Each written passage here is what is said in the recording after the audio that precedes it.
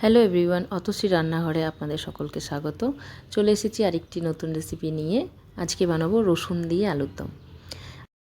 আলু কুকারে সিদ্ধ করে নিয়েছিলাম, আলুগুলো ভেজে নেব। আমি সরষের তেলে রান্নাটা করছি, আপনারা চাইলে সাদা তেলে করতে পারেন।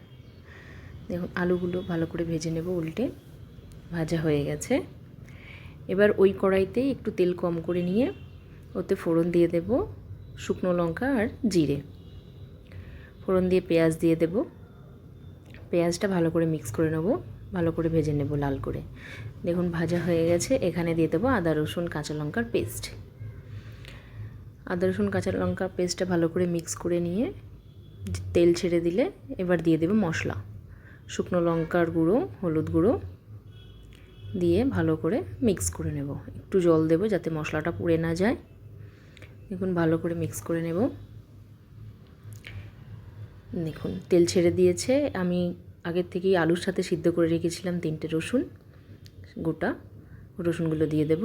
দিয়ে ভালো করে মিক্স করে নেব যাতে মশলাটা রসুনের মধ্যে ভালোভাবে ঢুকে যায়। এবার ভেজে রাখা আলুগুলো দিয়ে দেব, দিয়ে ভালো করে মিক্স করে নেব। একটু আলুটা ভালো করে মশলার সাথে কষিয়ে নেব যাতে তেল মশলা সব আলুর মধ্যে ঢুকে যায়। আমার কাছে ফ্রোজেন মটরশুঁটি ছিল, তাই আমি দিয়ে দিলাম। দিয়ে একটু মিক্স করে নিয়ে জল ঢেলে দিলাম।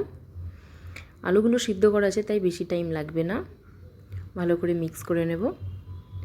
মিক্স করে চাপা দিয়ে দেব, একটু 5 মিনিট বয়েল হতে দেব।